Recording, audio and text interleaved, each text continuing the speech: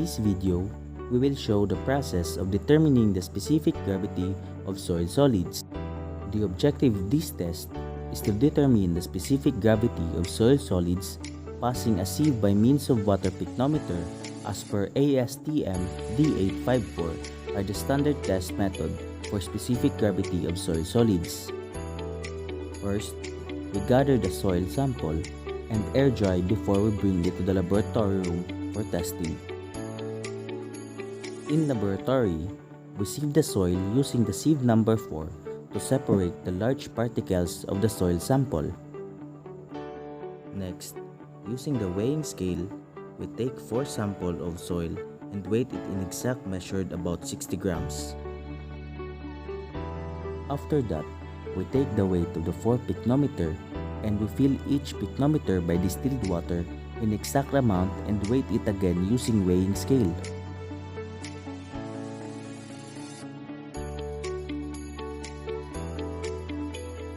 Then after that, we take the temperature of distilled water in pycnometer. Using the funnel, we pour the 60 grams of soil sample to the pycnometer, followed by filling the pycnometer with an enough amount of water.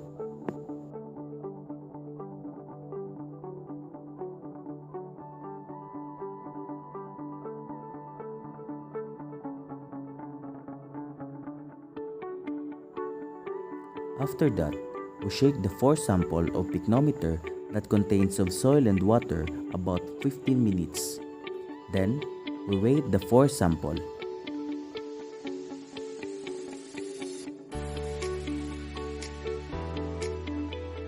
Next is, we use the thermometer to determine the temperature of each sample and transfer it to the stainless bowl to proceed in heating pan to dry the 4 sample.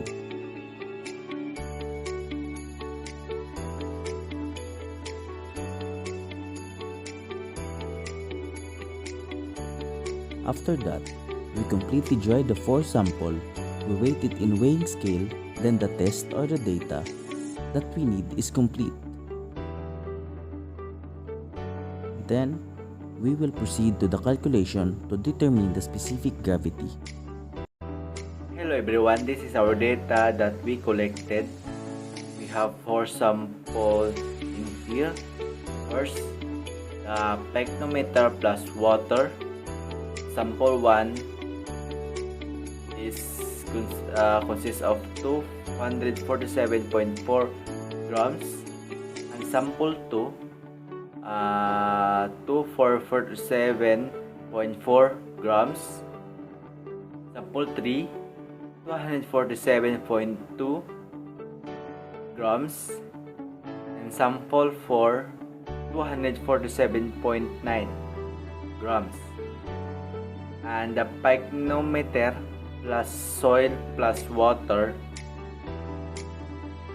in sample 1, it has weight of 275.6 grams, sample 2 275.8 grams, sample 3 275.2 grams, and sample 4 275.9 grams. And the mass of dry soil is equal in sample 1 52.4 grams, in sample 2 51.7 grams, sample 3 52.2 grams, and sample 4 50.9 grams. Mass of equal volume of water as the soil solid is given the equation to solve the problem. Solve the mass of equal volume of water as the soil solid. Given the data of weight of pycnometer plus water added by weight of dry soil and minus to the pycnometer plus soil plus water. Given the data that we collected, in sample 1, we will add the 2.247.4 plus 52.4, and that is equal to 299.8, and we will subtract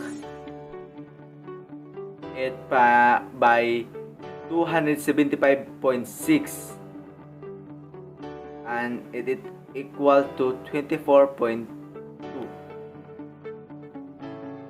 In sample number 2, 247.4 plus 51.7 is equal to 299.1, and subtract it by 275.8,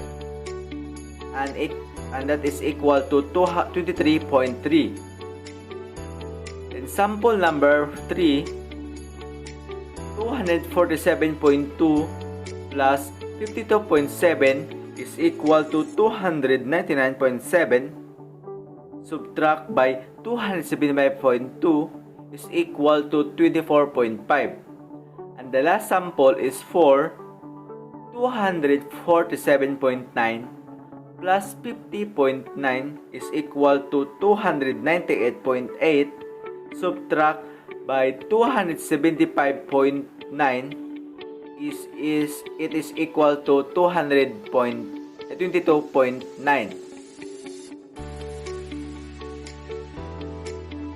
Solve this given the equation of mass of dry divided by mass of equal volume of water as a soil solid. In sample number 1, the mass of dry soil divided into 24.5 is equal to 2.17. And sample number 2, 51.7 divided by 23.93 is equal to 2.22. And sample number 3, 52.5 divided by 24.5 is equal to 2.14.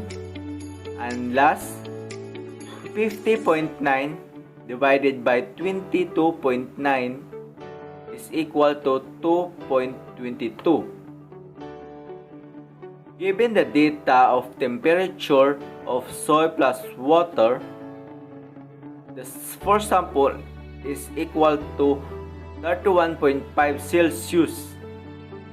So to get the average of this sample, we need to add this sample and divide by 4.